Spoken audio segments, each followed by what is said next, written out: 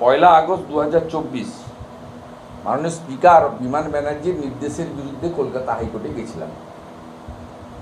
সেখানে আমরা বলেছিলাম যে আমরা বিধানসভার ভিতরে আক্রান্ত হচ্ছি, আমাদের নরহরি মাহাতো, মনোজ টিগ্গারা আক্রান্ত হয়েছেন, লবিতে আক্রান্ত হয়েছে, আমাকে সরাসরি এসে পূর্বস্থলীর টিএমসি এমএলএ থ্রেট করেছে, আপনারা দেখিয়েছেন টিভিতে। তা এইসব ভিতরে বাইরে অনেক ঘটনা ঘটে, আমরা তার জন্য প্রস্তুত আছি। কারণ পশ্চিমবঙ্গে যা চলছে তাতে সাধারণ মানুষেরই নিরাপত্তা নেই, কোনো বোন দিদি কন্যার নিরাপত্তা নেই। সেক্ষেত্রে আমাদের নিরাপত্তা তো থাকবে না, এটা অত্যন্ত স্বাভাবিক। তা আমরা পিটিশন করেছিলাম যে কেন্দ্রীয় বাহিনী সিআরপিএফ সিআইএসএফকে গেটের বাইরে রেখে দেওয়া হয়। এরা কি চোর না ডাকাত?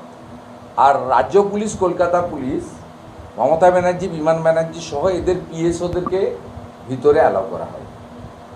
তাতে আজকে অনেক দিন হিয়ারিংয়ের পরে জাস্টিস অমৃতা সিনহার বেঞ্চে এই মামলার নিষ্পত্তি হয়েছে। সরকারের উকিল বলেছেন যে রাজ্য সরকারের কোনো রাজ্য পুলিশ বা কলকাতা পুলিশ অর্থাৎ তাদের পিএসওরা মানে পার্সোনাল সিকিউরিটি অফিসার যারা আছেন কলকাতা পুলিশ বা পশ্চিমবঙ্গ পুলিশ বা তারা কেউ অ্যাসেম্বলি প্রিমিসেসের মধ্যে আসবে না। আমরা এটা খুশি। আমরা আমাদের পিএসওদের এন্ট্রির থেকেও এক যাত্রায় পৃথক ফল, এই বেআইনি কাজ সিআরপিএফ এবং সিআইএসএফকে বিমান ব্যানার্জির যে আটকানো, এটার আমাদের বিরোধী লড়াই ছিল, দীর্ঘ 1 বছরের লড়াই, 1 বছরেরও বেশি। পয়লা আগস্ট 2024 থেকে আজকে আমরা জিতেছি।